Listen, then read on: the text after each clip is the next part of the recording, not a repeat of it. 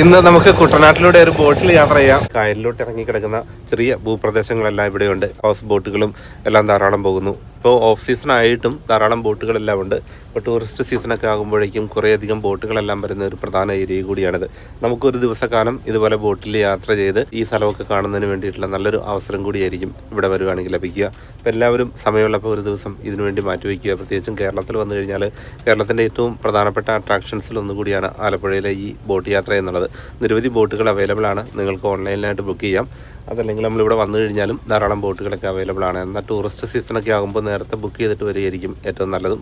60 വരെ ഇവിടെ നെൽകൃഷിയായിരുന്നു. അതിനുശേഷം കരകൃഷി, കവുങ്ങ്, വാഴക്കുല, പിന്നെ അതുപോലെ തന്നെ കൊക്കോ, ഗ്രാമ്പു, ബാക്കി സാധനങ്ങളെല്ലാം ഇവിടെ കൃഷി ചെയ്തിരുന്നു. അടിക്കടി ഉണ്ടായ വെള്ളപ്പൊക്കവും മഴക്കെടുതികളും മൂലം ഈ പ്രദേശത്ത് ഒരുപാട് നാശനഷ്ടങ്ങൾ ഉണ്ടാകുകയും ഇവിടെ കൃഷി ചെയ്യാനാവാതാകുകയും കഴിഞ്ഞ പ്രാവശ്യത്തെ പ്രളയത്തിന് ശേഷം ഒരുപാട് ആൾക്കാർ ആലപ്പുഴയിലേക്കും കോട്ടയത്തേക്കും സ്ഥലം മാറിപ്പോയതിനാൽ ഒരു ശാപം കിട്ടിയ മേഖല എന്നീ ആർ ബ്ലോക്കിനെ വിശേഷിക്കാം. ഒരു 20 വർഷം മുമ്പാണ് നമ്മളിവിടെ വന്നിരുന്നെങ്കിൽ ഒരുപാട് ആൾക്കാരെ കാണാൻ സാധിക്കുമായിരുന്നു.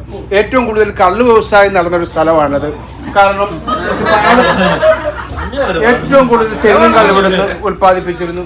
അതോടൊപ്പം തന്നെ ആലപ്പുഴ ഭാഗത്തെ കല്യാണത്തിന് അല്ലെങ്കിൽ സദ്യക്ക് വാഴയില വന്നിരുന്നത് ഈ ഭാഗത്താണ്. അത്രയധികം വാഴയില. അതുപോലെ തന്നെ പുല്ല്, പടിഞ്ഞാറ് കരപ്രദേശങ്ങളിലെ കന്നുകാലികളെ വളർത്തിയിരുന്നവർ അതിൻ്റെ അവിടെ കന്നുകാലി തീറ്റയായിട്ട് ഏറ്റവും കൂടുതൽ പുല്ലാണ് ഉപയോഗിച്ചിരുന്നത്. ആ പുല്ല് ഏറ്റവും കൂടുതൽ വന്നിരുന്നതും ആർ ബ്ലോക്കിൽ നിന്നാണ്. അതോടൊപ്പം തന്നെ തേങ്ങ, മറ്റുൽപ്പന്നങ്ങൾ എല്ലാം ഈ ആർ ബ്ലോക്കിൽ നിന്ന് വന്നിരുന്നു. ആ പ്രദേശവാസികൾ അന്ന് സ്ഥാപിച്ച ശ്രീനാരായണ ഗുരുദേവന്റെ ഒരു പ്രതിമ ഇവിടെയുണ്ട്. ഇത്ര നേരം നോക്കിയിരിക്കാൻ ആരുമില്ലായിരുന്നു. ഫുഡ് വന്നപ്പോ വേറെ എന്തോ ഡിപ്പാർട്ട്മെന്റിന് കുറച്ച് ആളുകൾ അവര് കഴിക്കുന്നു. ഈ ഡിപ്പാർട്ട്മെന്റിൽ ഇരുന്നവരൊക്കെ പൊട്ടന്മാര്. ഇത് പിന്നെ ഈ ആറിന്റെ പേര് പുത്തനാറ്. ഈ ആറ് സ്ഥാപിച്ചിട്ട് അല്ലെങ്കിൽ ഇത് കുഴിച്ചിട്ട് 9 വർഷമേ ആയുള്ളൂ. ഈ ആറ് കുഴിച്ചെടുത്തിട്ട്. ഇതിനു മുമ്പ് ഇവിടെ ആറില്ലായിരുന്നു, ഒരു വഴിച്ചാല് മാത്രമായിരുന്നു.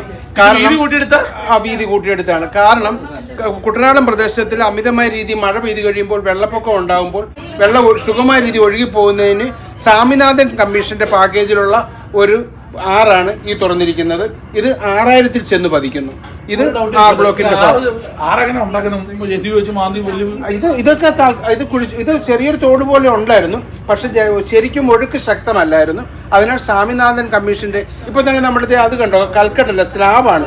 സ്ലാബ് കൊണ്ടാണ് ആ പുറംബണ്ട് സ്ഥാപിച്ചിരിക്കുന്നത്. ആ പുറംബണ്ട് സ്ഥാപിച്ചതിന്റെ കൂടെ തന്നെ സമാന്തരമായിട്ടാണ് ഈ ആറ് തുറന്നത്. ഈ ആറ് തുറന്നതിന് ശേഷം ഒരു പരിധിവരെ വെള്ളപ്പൊക്കത്തിനൊരു ആശ്വാസമുണ്ട്. നമുക്കറിയാം 15-20 വർഷത്തിന് മുമ്പ് നമ്മുടെ ദേശത്ത് ബണ്ടുകളോ അല്ലെ കൽക്കെട്ടുകളോ കാണാമായിരുന്നു. ഇതും സ്വാമിനാഥൻ കമ്മീഷന്റെ ഇതിലുള്ളതാണ്. ആ പിന്നെ സ്ലാബ് കൊണ്ട് പുറംബണ്ട് സ്ഥാപിച്ചിരിക്കുന്നു. ചിലപ്പോൾ ഇവിടെ ഉപേക്ഷിക്കപ്പെട്ട വീടുകളൊക്കെ നമുക്ക് ഇപ്പോൾ ജനങ്ങളും മറ്റു പ്രദേശങ്ങളിലോട്ടൊക്കെ കൂടെ ഇങ്ങനെ വെള്ളപ്പൊക്കം ഉണ്ടാകുന്നത് മൂലം ഇത് കൂടാതെ കുട്ടനാട്ടിലെ ജനത ഈ അടുത്ത കാലത്ത് അവരുടെ മക്കളെയൊക്കെ ശരിക്കും വിദ്യാഭ്യാസം ചെയ്യിപ്പിച്ചു. അവരൊക്കെ വിദേശത്തേക്കൊക്കെ പോയി ഒരുപാടൊക്കെ സമ്പാദ്യത്തിലേക്ക് വന്നപ്പം അവരുടെ ജീവിത നിലവാരം ഇച്ചിലൂടെ മെച്ചപ്പെടുത്തണമെന്നൊരു തോന്നൽ ആ കുട്ടികൾക്കുണ്ടായപ്പോൾ അവരവരുടെ മാതാപിതാക്കളെ സുരക്ഷിതമായിട്ട് കോട്ടയം, ആലപ്പുഴ പോലുള്ള കരപ്രദേശത്തേക്ക് മാറ്റി താമസിപ്പിച്ചു. അതായത് അവിടെ സ്ഥലം വാങ്ങിച്ച് പെരവയ്ക്കുകയും വീടും സ്ഥലവും കൂടി വാങ്ങിച്ച് അങ്ങനെ കുറച്ചധികം ആൾക്കാർ കുട്ടനാട്ടിൽ നിന്നും കോട്ടയത്തേക്കും ആലപ്പുഴയിലേക്കും മാറി താമസിക്കുന്നുണ്ട്. ചിലർ വിട്ടുപോയെങ്കിലും ചിലരുടെ വീടും സ്ഥലമൊക്കെ ഇപ്പോഴും പിന്നെ താമസമില്ലാത്ത രീതിയിൽ കിടന്ന് അതങ്ങനെ വാസയോഗ്യമല്ലാതാകുകയാണ്. ഏതെങ്കിലും പ്രത്യേക സാഹചര്യത്തിൽ നമ്മൾ പെട്ടുപോയാൽ കുറച്ചുകൾ കഴിയുമ്പോൾ നമ്മൾ ആ സാഹചര്യത്തോട് പൊരുത്തപ്പെടും. അതൊരു പ്രകൃതി നിയമമാണ്. കുട്ടനാടൻ ജനതയും അതുതന്നെയാണ്. കാരണം അടിക്കടി ഉണ്ടാകുന്ന വെള്ളപ്പൊക്കം അവർക്ക് ഇന്നതൊരു പ്രശ്നമല്ലാതായിരിക്കുന്നു. എങ്കിലും 2018 പ്രളയം അവരെയും പീഡിപ്പിച്ചു കളഞ്ഞു. അതിനുശേഷം ഇങ്ങനെ വെള്ളപ്പൊക്കം വരുമ്പോൾ പ്രളയമാകാൻ സാധ്യതയുണ്ടോ എന്ന് പേടിച്ച് ഇപ്പോൾ പലരിൽ നിന്നും വ്യത്യസ്തമായിട്ട് ബന്ധുവീടുകളിലും മറ്റ് സ്ഥലങ്ങളിലേക്കും എളുപ്പം മാറാനായിട്ട് ശ്രമിക്കുന്നുണ്ട്. പിന്നെ ആദ്യകാലത്തൊക്കെ വെള്ളപ്പൊക്കം വരുമ്പോൾ പെട്ടെന്ന് ഇവിടുന്ന് വിട്ടു പോകാൻ പാടായിരുന്നു. പക്ഷേ ഇപ്പോൾ ഒരു പ്രശ്നം എല്ലാ വീടുകളിലും നമ്മുടെയൊക്കെ കരഭാഗത്തുള്ള ആൾക്കാരുടെ വീട്ടിൽ കാറ്, സ്കൂട്ടറൊക്കെ ഉള്ളതുപോലെ തന്നെ എല്ലാ വീടുകളിലും കോൽ ഇഞ്ചിൻ പ്രവർത്തിപ്പിച്ചിട്ടുള്ള ജലവാഹനങ്ങൾ എല്ലായിടത്തും. ഈ ഒരു ക്യാപ്റ്റൻസിയിലോട്ട് വന്നപ്പോൾ കൂട്ടുകാരൊക്കെ അഭിനന്ദനങ്ങളൊക്കെ അറിയിക്കുന്നുണ്ട്. അവർക്ക് എന്നെ ഒരു ക്യാപ്റ്റനായിട്ട് they never expect me as a captain. പക്ഷേ അവർ എന്നെ എല്ലാവരും അപ്രിഷ്യേറ്റ് ചെയ്തു. ഒത്തിരി അഭിമാനം തോന്നുന്ന നിമിഷങ്ങളാണെന്ന് പറഞ്ഞു.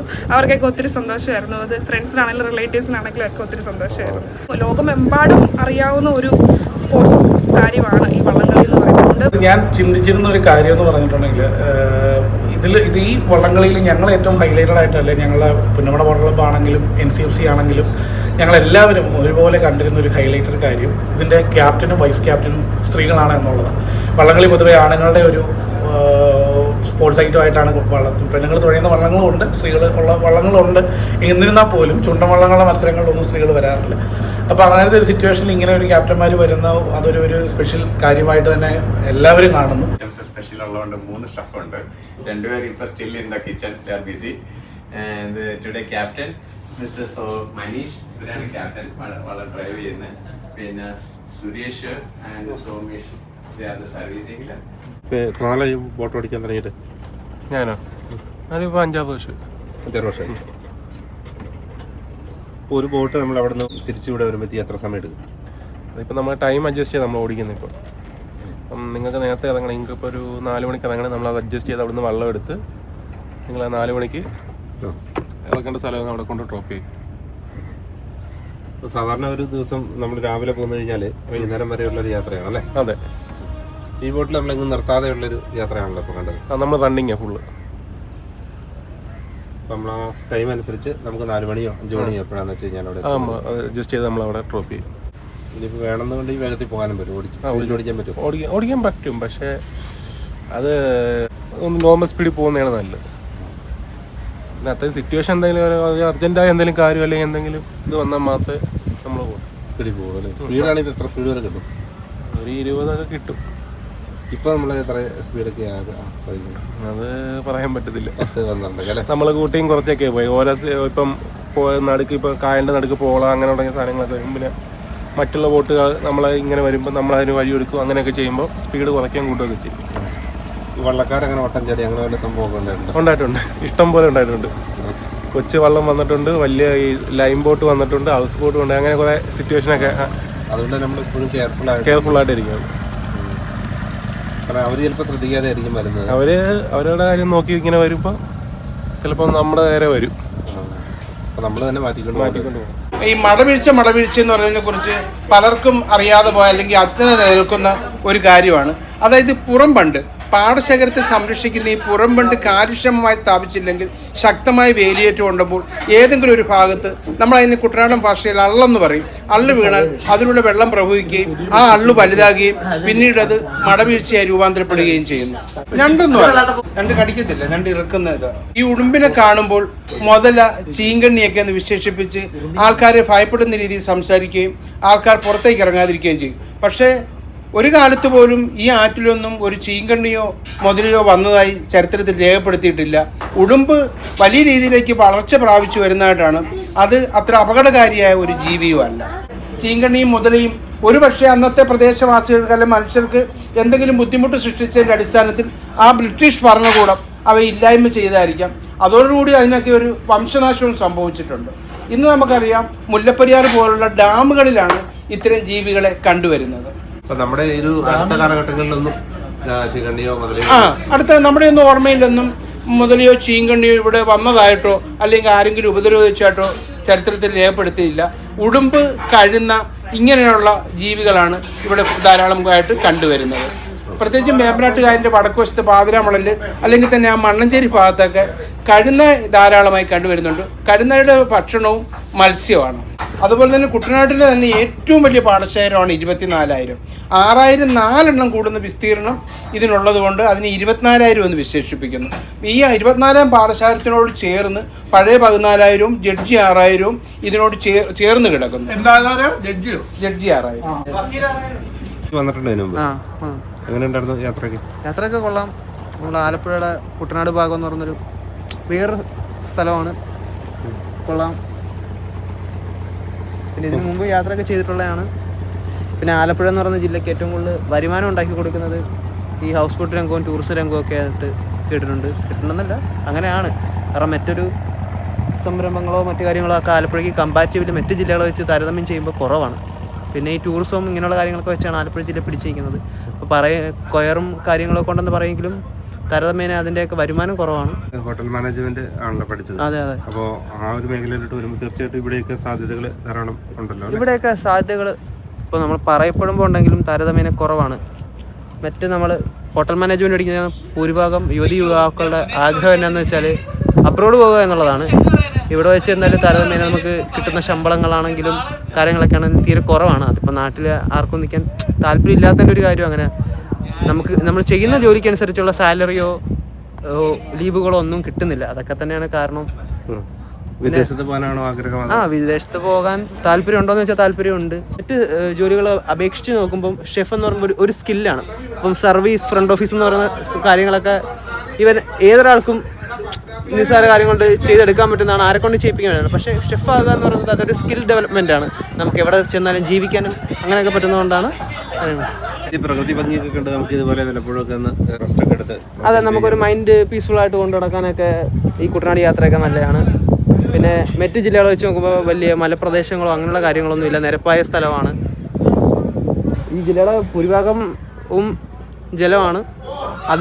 വെള്ളത്തിലുള്ള കൃഷിയാണ് ഇവിടെ നടക്കുന്നത്. ഇപ്പം ഇപ്പോൾ പാലക്കാട് അങ്ങനെയുള്ള സ്ഥലങ്ങളൊക്കെ വെച്ച് നോക്കുമ്പോൾ പാലക്കാടൊക്കെയാണ് കേരളത്തിൽ ഏറ്റവും കൂടുതൽ കൃഷി നടക്കുന്നത്. പാലക്കാടാണെങ്കിലും അവിടെ എല്ലാം കരക്കൃഷിയാണ് നടക്കുന്നത്. ആലപ്പുഴയിൽ മാത്രമേ ഉള്ളൂ ഈ വെള്ളത്തിൽ കൃഷി നടക്കുന്നത്. അതൊരു പ്രത്യേകതയാണ്. അത് അങ്ങനെ ആരും പറഞ്ഞു കേട്ടിട്ടില്ല. ഇവിടെ മാത്രമേ ഉള്ളൂ വെള്ളത്തിൽ ഇത്രയും കൃഷി നടക്കുന്ന സ്ഥലം. പിന്നെ ഇവിടെ താമസിക്കുന്ന ഭൂരിഭാഗം ആൾക്കാരും ഇതിനെയൊക്കെ ആശ്രയിച്ച് തന്നെ ജീവിക്കുന്ന ആൾക്കാർ. അവർക്ക് മറ്റൊരു വരുമാന മാർഗ്ഗങ്ങളൊക്കെ കുറവാണ്. ഇപ്പോൾ ആലപ്പുഴയിൽ നിന്ന് നമ്മൾ കോട്ടയം വരെ എത്തി. കോട്ടയത്തുള്ള ബിൽഡിങ്ങുകളൊക്കെയാണ് അപ്പുറം കാണുന്നത്. അപ്പോൾ നമ്മൾ ഇത്രയും ദൂരം നമുക്കൊക്കെ വേമ്പനാട്ട് കായലിലൂടെ വരാൻ പറ്റുന്ന ആ ഒരു ഓപ്ഷനാണ് ഇവിടെ ഉള്ളത്. ഈ വാട്ടർ റൂട്ട് വളരെയധികം നീളത്തിൽ കിടക്കുന്ന ഒരു സ്ഥലം കൂടിയാണ് വേമ്പനാട്ട് കായൽ. ഇഷ്ടംപോലെ ടൂറിസ്റ്റുകളൊക്കെ വരാറുണ്ടോ? കുഴപ്പമില്ല. ഇത് നമ്മളിങ്ങനെ ഈ നടുക്കോടെയാണോ ഓടിക്കുന്നത്, അതെയോ ചിലപ്പോൾ സൈഡിൽ കൂടെ പോകും? അല്ല, നമ്മളിപ്പോൾ ജസ്റ്റ് ഇങ്ങനെ പോകുന്നതേ ഉള്ളൂ. ഇപ്പഴത്തെ വഴിയൊക്കെ ഓടിക്കും. ഇപ്പോൾ ചില സമയത്തൊക്കെ ഒരുപാട് ബോട്ടുകളൊക്കെ ഉണ്ട്. ഇപ്പോൾ എങ്ങനെയുണ്ട് തിരക്ക്? ഇപ്പോൾ നമുക്ക് ഇച്ചിരി ഓഫ് സീസൺ, അതാണ് ഈ ബോട്ടുകളുടെ എണ്ണം കുറവ്. നല്ല സീസൺ ആകുമ്പോൾ നല്ല രീതി തിരക്കും കാര്യങ്ങളെല്ലാം ഉണ്ട്. സീസൺ എന്ന് പറഞ്ഞാൽ സമയം വെക്കേഷൻ ടൈം. School vacation. അപ്പോൾ ഈ നേരത്തെ ഒരുപാട് ഈ ബോട്ടുകളൊക്കെ വന്നപ്പോൾ ഗവൺമെന്റ് എന്താ നിയന്ത്രണം കൊണ്ടുവന്നു നമ്മൾ വായിച്ചായിരുന്നു. എന്തായിരുന്നു ശരിക്കും? ഇപ്പം എല്ലാത്തിനും രജിസ്റ്റർ നമ്പറും കാര്യങ്ങളും ഉണ്ട്. പിന്നെ ഗവൺമെന്റ് റൂൾ വെച്ച് ഇപ്പോൾ പോർട്ട് ഓഫീസിന്റെ ഒക്കെ ഒരു നിയമം വെച്ച് രാത്രി നമുക്ക് വെള്ളം എടുക്കാനും അങ്ങനെ മറ്റു കാര്യങ്ങളൊക്കെ ഉണ്ട്. അല്ലാതെ ഇത് പിന്നെ ഓരോ കാര്യങ്ങളും അതിൻ്റെതായ സ്ഥലത്ത് കൊണ്ടുപോയി ശരിയാക്കുക. ഇപ്പം സക്കിങ് തുടങ്ങിയാനൊക്കെ അതിന് വേണ്ടി ഒരു സ്ഥലമുണ്ട് അവിടെ കൊണ്ട്. പിന്നെ അതിന് വേണ്ടി അതെല്ലാം ചെയ്ത് അതിൻ്റെ പേപ്പറും കാര്യങ്ങളും നമുക്ക് തരും. നമുക്ക് ബോട്ട് ഇതുണ്ട്, സർവേ ഉണ്ട്, ഇൻഷുറൻസ് ഉണ്ട്, എല്ലാം ഉണ്ട്. നൈറ്റിൽ ഓടിക്കില്ല അല്ലേ? നൈറ്റില്ല, സ്റ്റേ ഉണ്ട്. സ്റ്റേ ഉണ്ട്. അത് നമ്മളിപ്പോൾ അവിടെ നമ്മളിവിടെ വന്ന് ഇതൊക്കെ കാണുമ്പോൾ ഒരു നല്ലൊരു എക്സ്പീരിയൻസ് ആണ്. ഈ ബോട്ട് സീൻസും നേച്ചർ സീൻസും പിന്നെ ഈ ബോട്ട് റേസ് ഇതൊക്കെ കാണുമ്പോൾ it is just A game, it's A living tradition I feel. ഞാൻ എൻ്റെ പപ്പ വിയപുരത്തിൽ നിന്നാണ്. ബട്ട് ഞാൻ ജനിച്ചത് നാട്ടിലാണ്, ബട്ട് വളർന്നത് മൊത്തം Karnataka സ്റ്റേറ്റിലാണ്. So during my childhood days, I used to hear many stories about boat race and all. I feel this as a intense community pride, joy, satisfaction and great excitement. ഒരുപാട് ബോട്ടുകളൊക്കെ കണ്ടല്ലോ അല്ലേ? എങ്ങനെയുണ്ട്? നല്ലതാണ്. ഇവിടുത്തെ ഫുഡ് സ്പെഷ്യൽ ഫുഡാണ് ഈ പറയുന്നത് താറാവ്, അതുപോലെ തന്നെ അതൊക്കെ ഇഷ്ടപ്പെട്ടോ? സീ ഫുഡ് ഇഷ്ടമാണ് പൊതുവെ. ഇന്നത്തെ ഫുഡ് ഇറ്റ് വാസ് നൈസ്. ഇതൊരു ബ്രേക്കാണ്. It's not only a break. ഇത് എല്ലാവരും ഒന്ന് കാണണമെന്നാണ് ഞാൻ പറയുന്നത്, ലൈഫ് ടൈമിൽ വൺസ്. വേമ്പനാട്ട് കായലിൽ പൊതുവെ മത്സ്യസമ്പത്ത് കുറയുന്ന ഒരു രീതിയാണ് കണ്ടുവരുന്നത്. ഒരു 95 കാലയളവ് വരെ ഒരുപാട് കൊഞ്ച് കിട്ടി ഈ പ്രദേശവാസികളൊക്കെ ഒരുപാട് സാമ്പത്തിക മേന്മയുണ്ടായി. പക്ഷേ എന്നാൽ ഇപ്പോൾ ഈ ജലയാനങ്ങളിലൊക്കെ കൂടുതൽ വരവോടുകൂടി മത്സ്യസമ്പത്തിന് ഒരു ചെറിയ കുറവ് അനുഭവപ്പെടുകയും അതോടൊപ്പം തന്നെ ധാരാളം നീർക്കാക്കകൾ ഈ കായൽപ്രദേശത്ത് വരികയും, പക്ഷേ ഈ നീർക്കാക്ക അങ്ങനെ ഒരുപാട് കാലഘട്ടമൊന്നും ആയിട്ടില്ല ഇവിടെ വന്നിട്ട്. ഇത് മറ്റേതൊരു രാജ്യത്തു നിന്ന് വന്ന ഒരു പക്ഷിയാണ്. പക്ഷേ ഇവിടെ മത്സ്യസമ്പത്തിന് ഏറ്റവും കൂടുതൽ നാശം വിധിക്കുന്നത് ഈ നീർക്കാക്ക എന്ന് പറയുന്ന പക്ഷിയാണ്. അതോടൊപ്പം തന്നെ എൻ്റെ ഒരു അഭിപ്രായം പറയുകയാണെങ്കിൽ കടലിൽ നമ്മൾ ട്രോളിംഗ് ഏർപ്പെടുത്തുന്നത് പോലെ കാലവർഷ സീസണിൽ കായലിൽ ഒരു ട്രോളിംഗ് ഏർപ്പെടുത്തിയാൽ മത്സ്യസമ്പത്തിൻ്റെ കുഞ്ഞുങ്ങൾ അഥവാ മീൻ മുട്ടകൾ നഷ്ടപ്പെടാതിരിക്കുകയും അതെല്ലാം വിരിഞ്ഞ് കൂടുതൽ മത്സ്യസമ്പത്ത് കായലിലുണ്ടാകുകയും ചെയ്യും. കാരണം നമ്മൾ ഊത്തപിടുത്തം എന്നൊക്കെ പറയാറുണ്ട്. ഈ ഊത്തകളെല്ലാം മുട്ട വെച്ച് വരുന്ന മീനുകളാണ്. അവയെ 1 മാസം അല്ലെങ്കിൽ 2 മാസം പിടിക്കാതിരുന്നാൽ ഈ കായലിൽ ഇതിൻ്റെ 10 ഇരട്ടിയിലധികം മീനുകൾ ഉത്ഭവിക്കുകയും മത്സ്യസമ്പത്ത് കുട്ടനാട്ടിൽ അല്ലെങ്കിൽ ആലപ്പുഴയിൽ കോട്ടയം ജില്ലയിൽ ശരിക്കും ഇരട്ടിയായ തോതിൽ വർദ്ധിക്കും. ഞാൻ പലതവണ ആലപ്പുഴ വന്നിട്ട് അടിപൊളിയായിരുന്നു. 2-3 തവണ ഹൗസ് ബോട്ടൊക്കെ കയറിയിട്ടുണ്ട്. ഭയങ്കര രസമാണ്, ഭയങ്കര ബ്യൂട്ടിഫുള്ളാണ് ഇവിടെ. പിന്നെ ഇതിനു മുമ്പ് ഒരു പലപ്പോഴും യാത്ര ചെയ്തു, അടിപൊളിയാണ്. കരയിൽ കൂടെ പോകുന്നേക്കാൾ നല്ല സുഖം ബോട്ടേ പോകുന്ന സുഖം. ഇതിനു മുമ്പ് വന്നായിരുന്നു കഴിഞ്ഞ ആഴ്ച. ഇത് തണ്ണീർമുക്കം ബണ്ടിനെ വേർതിരിച്ചിരുന്നത് അപ്പുറത്തെ ഉപ്പാണ്. ആ ഉപ്പിനെ നമ്മൾ ഇപ്പുറത്തേക്ക് കടത്തിവിട്ടാൽ ഇവിടെ കൃഷി ചെയ്തിരിക്കുകയാണ് കുട്ടനാട്ടിലെ വിവിധ പാടശേഖരങ്ങളിൽ. ഉപ്പോളം കയറി ആ കൃഷി മുഴുവൻ നശിച്ചു പോകും. അപ്പോൾ ആ കൊയ്ത്ത് കഴിയുന്ന സമയത്താണ് തണ്ണീർമുക്കം ബണ്ട് തുറക്കുന്നത്. അതായത് മാർച്ച് മാസത്തിൻ്റെ പകുതിയോടുകൂടി അല്ലെങ്കിൽ ഏപ്രിൽ മാസത്തിൻ്റെ ആദ്യത്തോടുകൂടിയാണ് പൊതുവെ ബണ്ട് തുറക്കുന്നത്. ഈ ബണ്ട് തുറക്കാൻ ഒരുങ്ങുമ്പോൾ തന്നെ കളക്ടറുടെ ഓഫീസിൽ നിർദ്ദേശം ഉണ്ടാകും, ഇത്രാം തീയതി ബണ്ട് തുറക്കുകയാണ്. അപ്പോൾ അങ്ങനെ വരുമ്പോൾ ചില കാർഷിക മേഖലയിൽ ചില കൃഷിഭൂമിയിൽ താമസിച്ചാണ് വിത നടന്നിട്ടുള്ളതെങ്കിൽ ആ കൃഷി കൊയ്ത്തിന് പാകമായിട്ടില്ലെങ്കിൽ അവരവിടെ റിപ്പോർട്ട് ചെയ്യും, ഞങ്ങളുടെ പാടശേഖരത്ത് കൊയ്ത്ത് നടന്നിട്ടില്ല, അതുകൊണ്ട് ഈ തണ്ണീർമുക്കം ഷട്ടർ ഉയർത്തുന്നതിന് കുറച്ച് ദിവസം അല്ലെ 15 ദിവസം അല്ലെ 20 ദിവസം കൂടെ നീട്ടിത്തരണമെന്ന് ഇവർ ആവശ്യപ്പെടാറുണ്ട്. അങ്ങനെ എല്ലാ പാടശേഖരങ്ങളിലും കൊയ്ത്ത് തീർന്നതിന് ശേഷം മാത്രമേ തണ്ണീർമുക്കം ബണ്ട് തുറക്കത്തുള്ളൂ. അപ്പോൾ ഉപ്പ് കയറി ഇറങ്ങുന്നതോടുകൂടി ഇവിടുത്തെ കുറച്ച് മാലിന്യങ്ങൾ, അതായത് കുളവാഴ അല്ലെങ്കിൽ നമ്മുടെയൊക്കെ സാധാരണ ഭാഷയിൽ പറഞ്ഞ പോള, ഇതൊക്കെ നശിച്ചു പോവുകയും മറ്റു മാലിന്യ പ്രശ്നങ്ങൾക്കും ഒരു പരിധിവരെ പരിഹാരം ഉണ്ടാകുന്നതും ഈ ഉപ്പ് കയറുമ്പോഴാണ്. ഇതിന് സാധാരണ ഭാഷയിൽ ഇവിടെ ഓര് കയറുന്നതെന്ന് പറയും. അതിനാണെങ്കിൽ തണ്ണീർമുക്കം ഷട്ടർ സ്ഥാപനം. അപ്പം രണ്ട് കാര്യമാണ്, ആലപ്പുഴ കോട്ടയം ജില്ലകളെ തമ്മിൽ യോജിപ്പിച്ചു.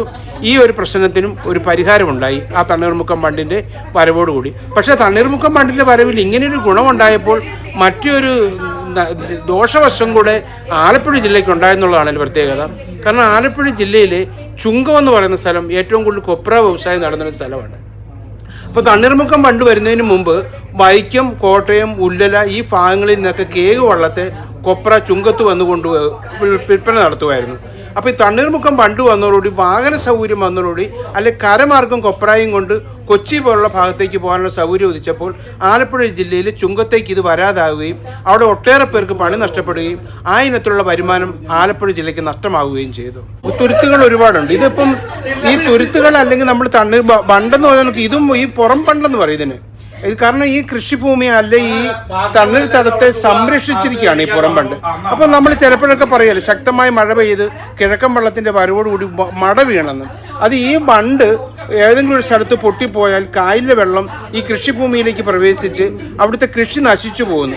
അതിനാണ് ഈ മഴ വീഴുന്നതെന്ന് പൊതുവെ കുട്ടനാട്ടിൽ പറയുന്നത്. ജനവാസ മേഖലയാണെങ്കിൽ ആൾക്കാർ അവരവരുടെ ഭാഗങ്ങൾ സംരക്ഷിച്ചു വരുന്നതുകൊണ്ട് ഒരു പരിധിവരെ മഴ വീഴാതിരിക്കും. പക്ഷെ നമ്മുടെ ഈ റാണി ചിത്ര മാർത്താണ്ഡം കായൽ അല്ലെങ്കിൽ മറ്റ് മെത്രാൻ കായൽ, ആപ്പൂ കായൽ, 24,000 കായൽ, പഴയ 14,000 കായൽ ഇതിലോട്ട് ചെന്ന് കഴിയുമ്പോൾ ഇവിടെ ജനവാസം കുറവായതുകൊണ്ടാണ് ഈ ഭാഗത്ത് കൂടുതൽ മഴവീഴ്ച അനുഭവപ്പെടുന്നത്.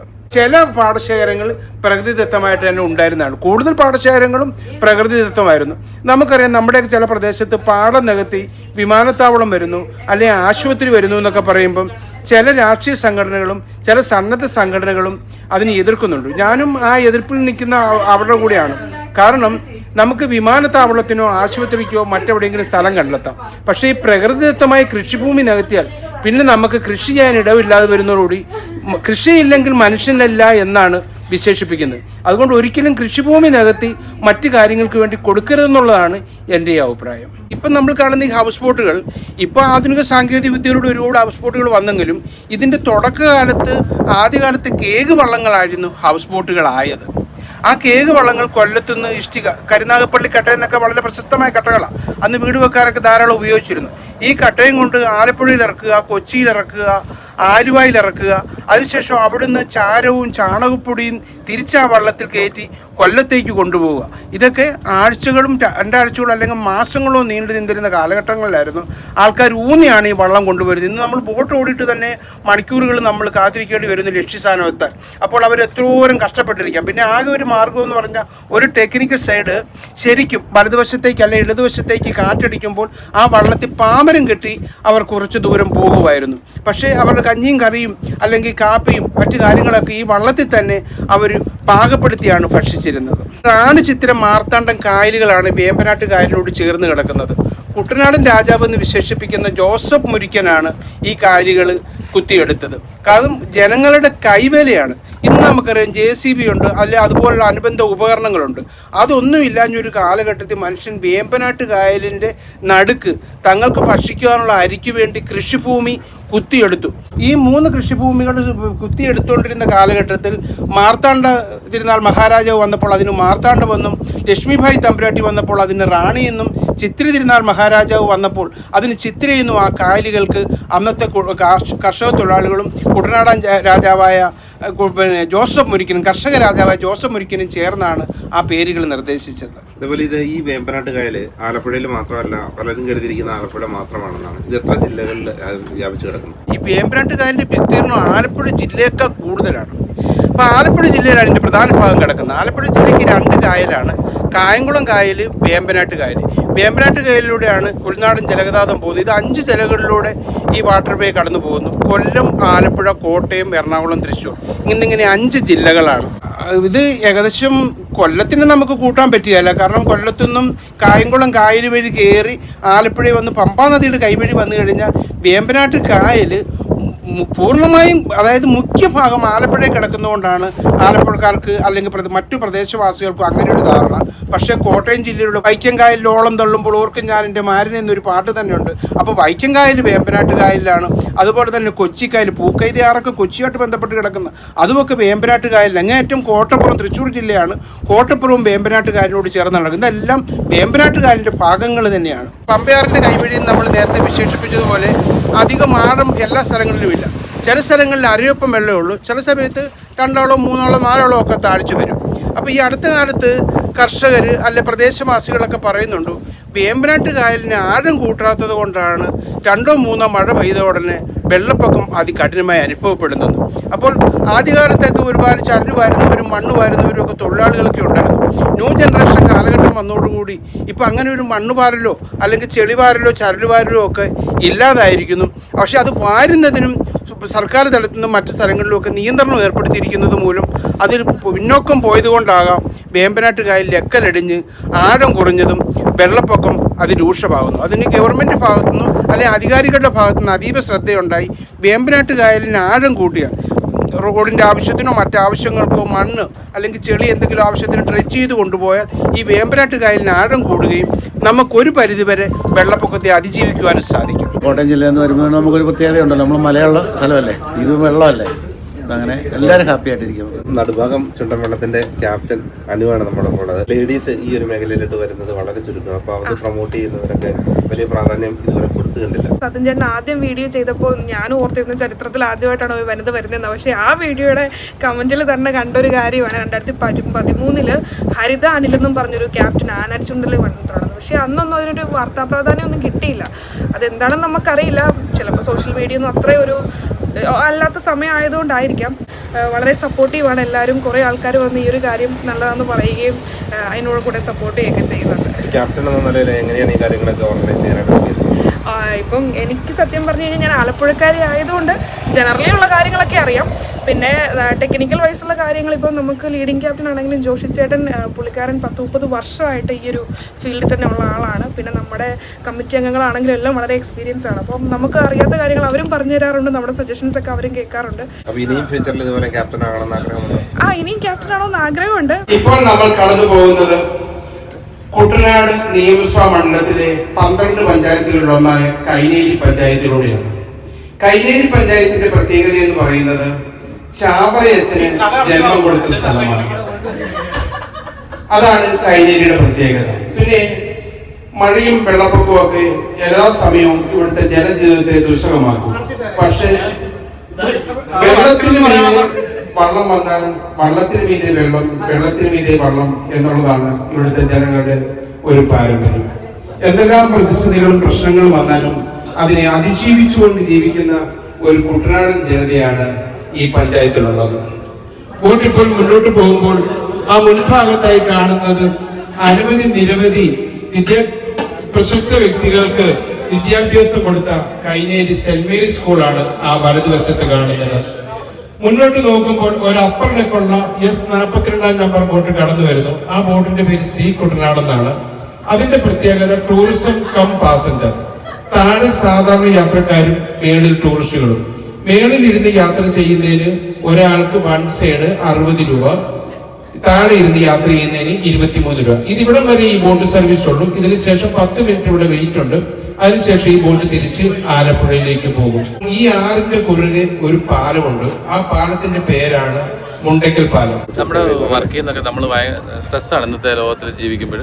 നമുക്ക് അതിനകത്ത് നിന്നൊക്കെ മാറി ഫുൾ ഡേ ശരിക്കും അതെല്ലാം വിട്ട് ഫോണൊക്കെ മാറ്റി വെച്ച് എൻജോയ് ചെയ്ത് മനസ്സും എല്ലാം ഒന്ന് ഫ്രഷ് ആയിട്ട് വന്ന് നല്ലൊരു ദിവസം നമുക്കൊരു പ്രത്യേകിച്ചും നമ്മുടെ നാട്ടിൽ തന്നെ ഇതുപോലെയുള്ള നല്ല തീർച്ചയായിട്ടും നമ്മുടെ നാട്ടിൽ തന്നെ ഒരുപാട് കാര്യങ്ങളുണ്ട്. നമ്മൾ ഇപ്പോഴും നമ്മളെന്താ ചെന്ന് നോക്കുകയും അനുഭവിക്കുകയും ചെയ്യാത്ത ഒരുപാട് കാര്യങ്ങളുണ്ട്. അപ്പോൾ അതിനെപ്പറ്റിയൊക്കെ നമുക്ക് നല്ലതാണ്. വിദേശികളൊക്കെ വരുന്ന കണ്ടില്ലേ, അവർ നേരത്തെ സ്പോട്ടൊക്കെ കണ്ടുപിടിച്ച് ബുക്ക് ചെയ്ത് വന്ന് എൻജോയ് ചെയ്താൽ പോകുന്നത്. വീടിന്റെ ഭാഗത്തൊക്കെ ജലത്തിൽ ഒരു പന്തലുണ്ടാക്കി അല്ലെങ്കിൽ ഒരു മേപ്പുര ഉണ്ടാക്കി ബോട്ടുകളെ സൂക്ഷിച്ചിരിക്കുകയാണ്. ഇത് കുട്ടനാടിന്റെ മുൻ MLA ആയിരുന്ന തോമസ് ചാണ്ടി സാറിന്റെ കുടുംബ വീടാണ്. അദ്ദേഹത്തിന്റെ പള്ളിയാണ് നമ്മൾ നേരത്തെ കണ്ടത്. അദ്ദേഹത്തിന്റെ കുടുംബ വീടാണ്. 300 വർഷങ്ങൾക്കപ്പുറം കാണ്ടാമരങ്ങൾ നിന്നിരുന്ന ഒരു സ്ഥലമാണെന്നും ഇവിടെ വലിയൊരു അഗ്നിബാധയുണ്ടായി. ഈ മരങ്ങളെല്ലാം ഇവിടെ നിലംപതിക്കുകയും അങ്ങനെ ചുട്ടരിഞ്ഞ നാടെന്നാണ് ഇതിന് അന്നത്തെ ഇത് പറഞ്ഞിരുന്നത്. ആ പേര് ചുട്ടരിഞ്ഞ നാട് കാലക്രമേണ കുട്ടനാടായി മാറുകയായിരുന്നു. നമ്മൾ കൊല്ലം ലീഡിംഗ് ചാനലിലേക്ക് പോകുന്ന വഴി കരിമാടി തകഴി ഭാഗത്തൊക്കെയുള്ള ആ കനാലിൽ കാണ്ടാമരത്തിൻ്റെ അവശിഷ്ടങ്ങൾ ഇപ്പോഴും അവിടെ അവശേഷിക്കുന്നുണ്ട് എന്നുള്ളതാണ് വസ്തുത. കാരണം മത്സ്യബന്ധനത്തിന് പോകുന്നവർക്കും മണ്ണ് വരുന്നവർക്കുമൊക്കെ ആ കാണ്ടാമരത്തിൻ്റെ ചില ഭാഗങ്ങൾ കാലഘട്ടം മാറിയപ്പോൾ അടർന്നു പോയതായിരിക്കാം. അങ്ങനെ അവർക്ക് കിട്ടിയതായിട്ട് ചരിത്രങ്ങൾ അവർ വസ്തുതപരമായ തെളിവുകൾ രേഖപ്പെടുത്തുന്നു. യാത്ര എങ്ങനെയായിരുന്നു? മനോഹരമായിരുന്നു. അടിപൊളി യാത്ര. അഭിപ്രായം നല്ലൊരു യാത്ര, നല്ലൊരു എക്സ്പീരിയൻസ്. നമുക്ക് ആ ഒരു സമയം പോയത് അറിഞ്ഞില്ല. പുറത്തേന് നല്ലൊരു എക്സ്പ്ലനേഷൻ നമുക്ക് കിട്ടി മൊത്തത്തിലല്ലേ. നമ്മുടെ യാത്ര പൊതുവെ എങ്ങനെയുണ്ടായിരുന്നു? പെട്ടെന്ന് സമയം പോയതുപോലെ അടിപൊളി യാത്രയായിരുന്നു. പെട്ടെന്ന് സമയങ്ങളൊക്കെ പോയി, ഫുഡൊക്കെ നന്നായിരുന്നു, എൻജോയ് ചെയ്തു. എല്ലാവർക്കും എൻ്റെ ഓണം ആശംസകൾ.